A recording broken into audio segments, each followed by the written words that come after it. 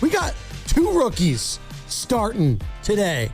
Hey, it's like the San Francisco Giants this season. We got some rookies. We got our own in. Sacramento River Cats up right now. I like that. That's a good comp. Yeah, I actually don't like comparing the 95-7 game to the San Francisco Giants this season. It's probably not what you want to do. Vic's like, please, God, don't let me in with those guys. Our manager isn't in today, so we won't be able to call any team meetings today, at least. Oh, so really? We'll be able to avoid that comparison for a day. So we got who's filling in for him then? We got Mark Grandy. Who's he? Is Grandy back? Yeah, he's the bench coach. That's stepping up. He's Jace Tingler. There you go, Jace Tingler. That's my guy. Let's go. No, we got a lot to get into. And yeah, we'll start with the orange and black. And yikes. Yeah, tough loss yesterday. 22 games under 500, Sam, as the Colorado Rockies take care of business. 13-7 yesterday. I thought it was going good early on, 1-0. And then all of a sudden, the Rockies put up a 4 spot. Then the Giants battle back. They put up a 4 spot of their own. And then, the pitching. The pitching has just not been there for the San Francisco Giants really all season long.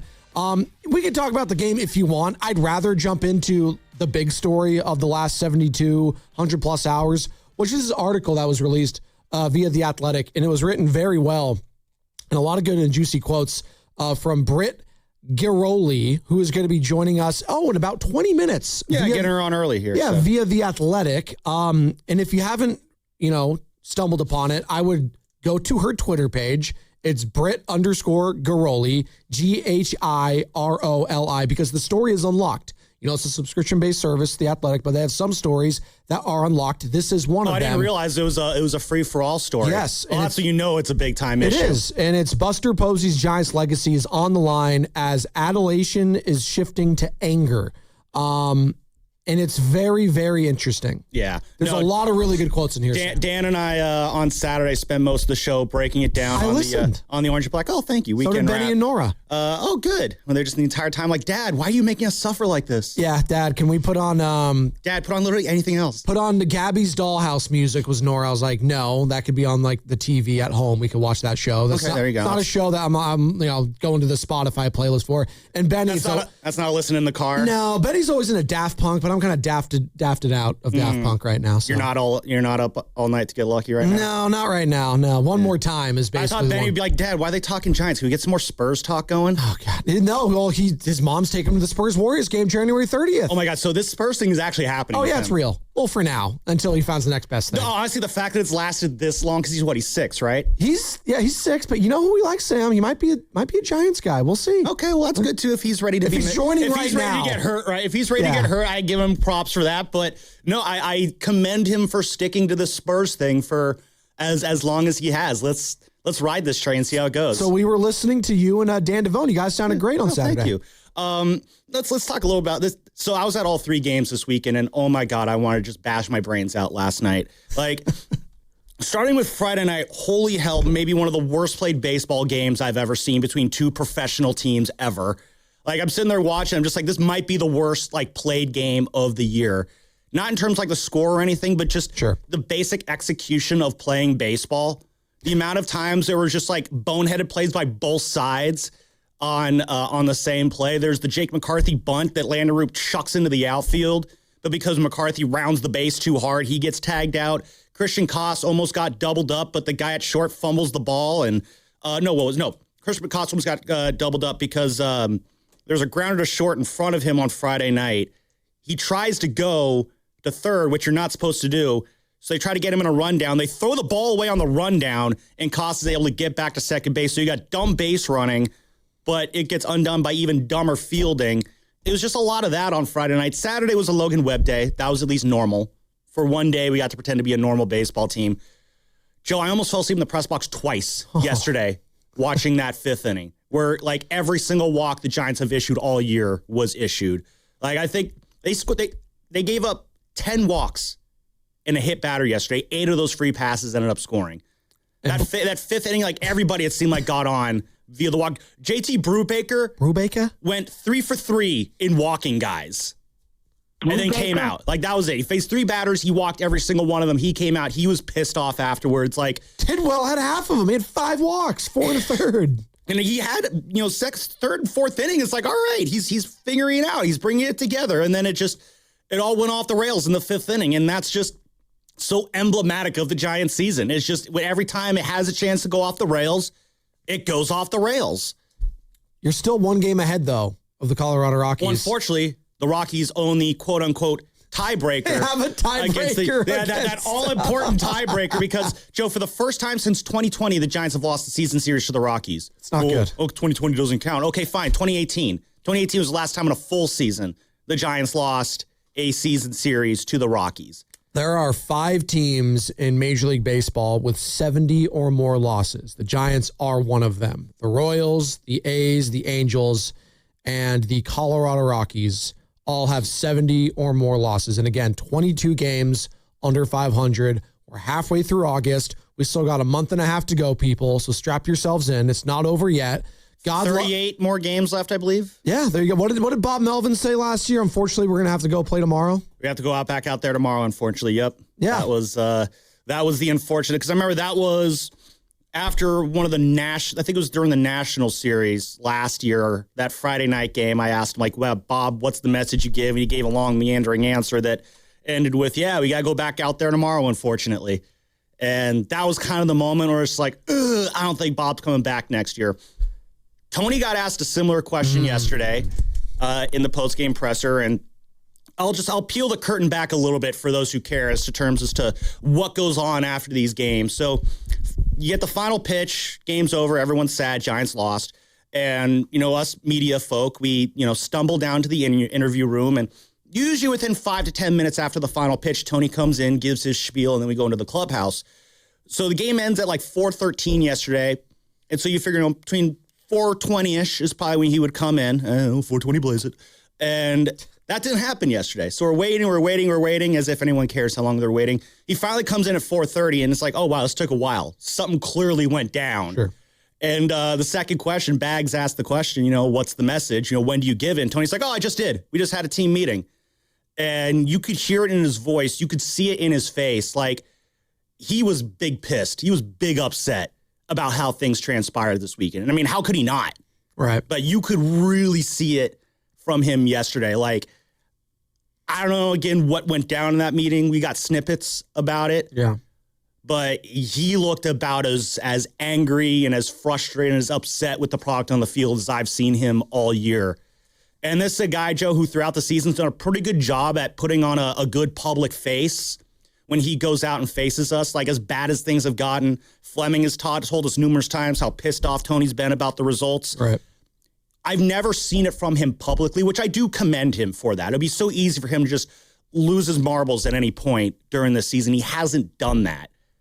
But you could see yesterday, like, it was kind of showing through yesterday.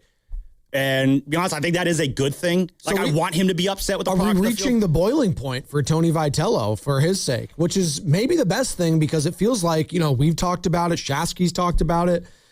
We haven't really seen the real Tony. At least we don't think we've seen the real Tony Vitello that we saw in college, right? No. I think maybe we saw snippets of it in spring training early on, but at spring training, everyone's in a good mood during that time. So when Tony was at Tennessee, his teams, other than that first year, were very, very good. And that allowed Tony to be that fun, rah-rah guy on the field that caught the Giants' attention. You can't do that when you're stumbling through the season that you're having right now. And I don't know, maybe we are starting to see that emotion show through. I mean, I do like that he is starting to hit that boiling point. I do want him to, because he was a little bit forceful in calling the team out yesterday. He did point out the sloppy play. He dove right into how sloppy they were. There's another great moment on Friday night where he was asked, about the bad play, and he's like, yeah, the worst part is we got guys throwing to the wrong base, when we literally had a meeting about it before the game about throwing to the right base. And then that night they got guys throwing to the wrong base, and of course we weren't really quite sure which play he was talking about, but the fact that that's the state of the Giants. They could have a pregame meeting about throwing to the right base, and then that same night, guys are throwing to the wrong base. Right. Like, I'd be pissed off too. Well, it all comes back to, and a large portion of this Giants conversation is going to be circling around these two guys we've been talking about. Tony Vitello, one, Buster Posey, the other, because this thing is only going to get fixed with those two. It starts with the president of baseball operations. He's the one calling the shots. Yes, Zach Minasian is a part of it, the general manager, but it's on Buster Posey. He's the one that went out and hired Tony Vitello when everyone else was scratching their head saying this guy has zero Major League baseball experience, and yet you think you see something in him. The hubris of one Buster Posey, who, by the way, has had zero experience himself in the position that he has. So I don't begrudge other people around, Major League Baseball saying, what is this guy? Does this guy think he's better than us? Does he think he knows everything? Do the Giants... You think you're better than me? Yeah, right. I was thinking, right. What is that, Seinfeld? Thank you. Mandelbaum. Was that the Jersey Shore thing, right? Well, there's a lot of South Park episode. There's a lot of them. I think a lot of people say what you think you're better than me. But I think it is a Jersey thing, though. It's a Jersey thing? Thank you. That's the South Park thing for sure. By the way, we are coming to you live from the Laughing Monk Studios, Laughing Monk, Ratchetly Brewed in San Francisco. But I say all that to say there's a lot of really interesting and eye-opening comments from one Buster Posey in this Britt Garoli article via The Athletic. And again, she's going to be joining us in about 12 minutes. She had a sit down with Buster Posey, I believe in July, she referenced in this. And yeah, it's very kind of introspective from Buster, a lot of looking inward and looking at the totality of the situation as well, and being open and honest, which I will give credit to Buster. Like, he is wearing it, and you can see it publicly when he has to speak to the media, Sam, and you're in these scrums. You can see it on his face that this job is wearing on him. And he's not even 2 years into this thing, 2 complete seasons yet. I remember when Buster was a player. I mean, obviously he was always very stoic and businesslike on the field. And he kind of had this image on the field of just, rock solid, a little bit stone faced, kind of, he was the field general out there. But Buster, you always knew behind the scenes, always was, one of the funner guys and the more fun guys in the clubhouse. He always had that cheerful look off the field. Joe, he looks beyond frustrated and miserable doing this job right now. Like, he looks like me when I walk in the morning and everything here is broken and I got to wait for our tech support to fix it remotely. So I'm just sitting there stewing in my frustration because I can't do my job because everything's broken. Like, that looks like that's like Buster Posey. He's just sitting in his office stewing in his misery because nothing's going right with his job that he's doing right now. And I feel for the guy. I feel bad for him. Like, reading this article, he talks about how he couldn't stand the product on the field. He's driving across the Bay Bridge, wanted to get back in there, thinking that he was the guy who could fix this. I love that energy, but it's just completely blown up in his face. And that's just got to make him so miserable when something that you thought was going to be almost like a dream job for you just ends up being your worst nightmare. So this little excerpt I want to start with, and I think this is going to be a good jumping off point for the entire conversation surrounding the Giants today. And 888-957-9570 is the number if you would like to call or text. It's the same number, 888-957-9570.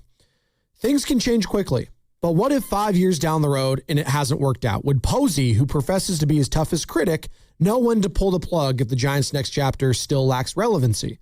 And this is the quote.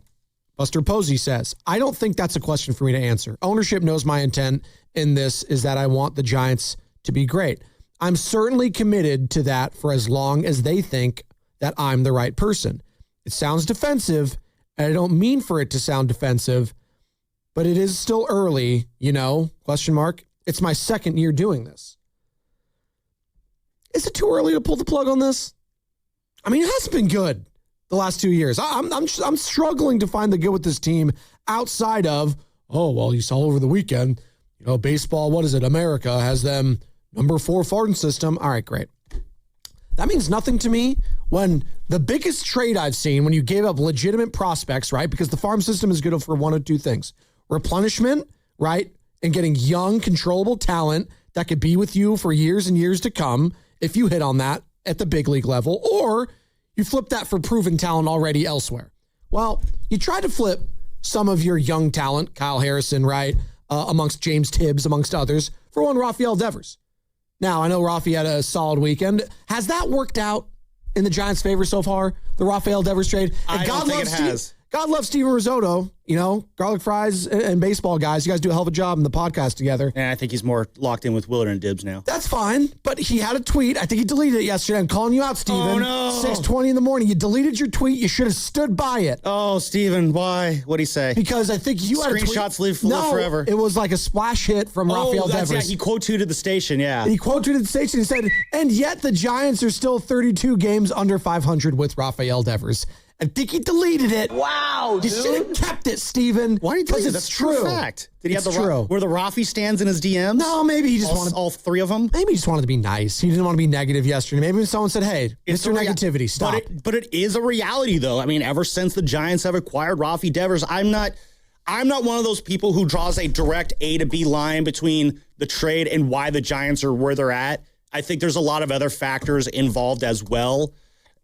But I don't fault Giants fans for looking at it. I do think that Rafi is something to do with where the record's at, but it's a smorgasbord of blame right now. So it's hard for me, I say all I have to say, Sam, to really buy much stock in the number 4 farm system right now because I don't have any confidence in the president of baseball operations and his sidekick, general manager Zach Minasian, to know what to do with these guys, whether that's trading for proven talent or bringing them up to the everyday lineup. Because right now I look at the young pieces on this team to be excited about. Bryce Eldridge, obviously. Yeah.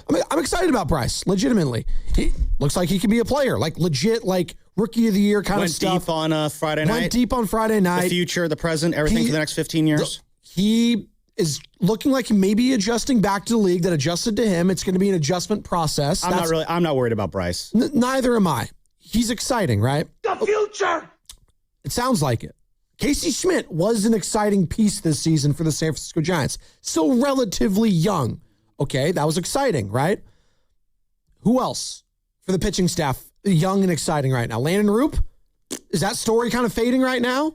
Joe, I think I said the other week, no, it's just not. It's not. It's not there. Yeah. Trevor McDonald, he was okay, but then he got hurt. He's going to be out for a year plus. Tidwell shows flashes, but as yesterday showed us, so, Carson Wisenhunt, he was supposed to be the guy. Yeah. I believe he's on the mound tomorrow when they take on Cleveland.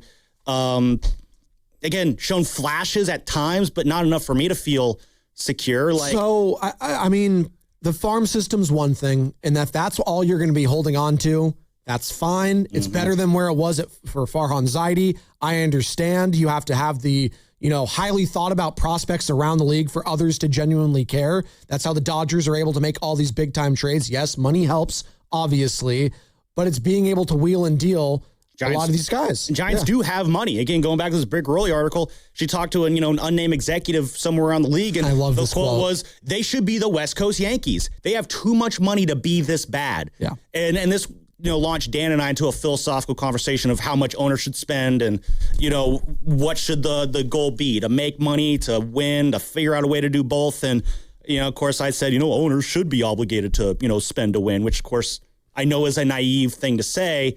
But it is also, I think, as a fan, you should demand your owner to spend, go full John Hammond, spare no expense to make your team win.